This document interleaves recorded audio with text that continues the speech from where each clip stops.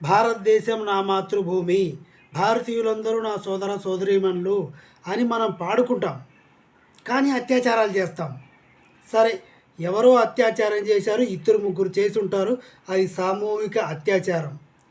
ఆ విషయం తెలిసిన తర్వాత సోషల్ మీడియా ప్రజలు, ప్రింట్ మీడియా ప్రజలు, ఎలక్ట్రానిక్ మీడియా ప్రజలు ఏం చేస్తారంటే ఆమె పేరు, వయస్సు, మెజర్మెంట్సు, ఎక్కడెక్కడ రక్తం కారింది, ఎంతమంది మానభంగం చేశారు, ఎలా చేశారు, ఎన్నిసార్లు చేశారు, ఆమె ఇంటి పేరుతో సహా, ఇంటి అడ్రస్తో సహా మొత్తం బయటికి తీసి ఇంకో 100 సార్లు మానభంగం చేస్తారు ఈ మీడియా వాళ్ళు, ఈ సోషల్ మీడియా వాళ్ళు. ఇది మన స్వతంత్ర భారతదేశం.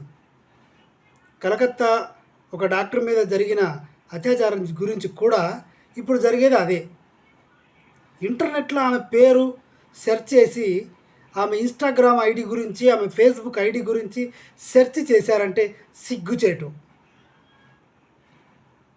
ఏమొస్తుంది? రాఖీలు కడతాం, చెల్లి అనిపించుకోవాలంటే రాఖీ కడతాం, కానీ తప్పు దృష్టితోనే చూస్తాం. అందరికీ వర్తించదు ఈ విషయం, చాలా తక్కువ మందికి. ఇవన్నీ పక్కన పెడితే కోల్కత్తాలో ఒక మర్డర్ జరిగింది, మానభంగం చేసి చంపేశారు. ఆమె పేరు ఎందుకు బయటికి పెట్టాలి? ఆమె ఫోటో ఎందుకు పబ్లిష్ చేసేసి నరక యాతన అనుభవిస్తుంది ఈరోజు వాళ్ళ తల్లి. ఆమె తల్లి, నా కూతురికి ఏం జరిగింది అన్నది ప్రపంచమందరికీ తెలిసిపోయింది. నా కూతురు ఎలాంటి పరిస్థితుల్లో బట్టలు లేకుండా ఒంటి మీద ఉన్నది అన్న సంగతి ప్రపంచం అందరికీ ఫోటో రూపంలో తెలిసిపోయింది.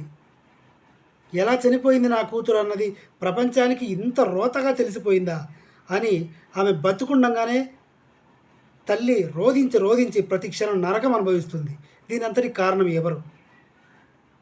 సరైన శిక్షలు అమలు పరచలేని ప్రభుత్వమా? ఏమవుతుంది, ఫోటో తీసి పెట్టేద్దాం, ఆర్ఐపి అని పెట్టేద్దాం. పేరు పెట్టడం, ఆమె వయసు పెట్టడం, ఎలా చనిపోయింది, ఎన్ని గ్రాములు స్పెర్మ్ తన బాడీలో ఉంది, ఎన్నిసార్లు చేశారు, ఎందుకురా ఇదంతా కుక్కల్లారా? బంధువులా, రాబంధువులా, మనుషుల, పిశాచులారా మీరు? ఇది భారతదేశమా? ఈ భారతదేశంలో పుట్టినందుకు గర్విస్తున్నాం అని చెప్పుకునే వాళ్ళం మనం. లేదు, భారతదేశంలో పుట్టినందుకు సిగ్గుగా ఉంది. నాకైతే నేను గర్వించుకోవట్లేదు, నాకు గర్వంగా లేదు ఈ భారతదేశంలో పుట్టినందుకు.